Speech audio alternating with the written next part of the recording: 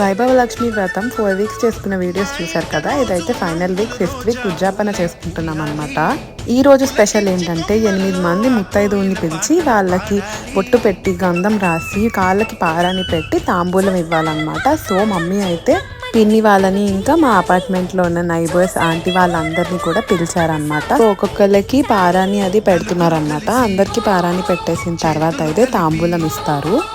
ఇదైతే మాకు second time మేము చేసుకుంటున్నాం ఈ వ్రతం. ఫస్ట్ టైం 8 వీక్స్ చేసి 9th వీక్ ఉద్యాపన చేసుకున్నాం. ఇప్పుడేమో 4 వీక్స్ చేసుకొని 5th వీక్ ఉద్యాపన అయితే చేసుకుంటున్నాం అనమాట.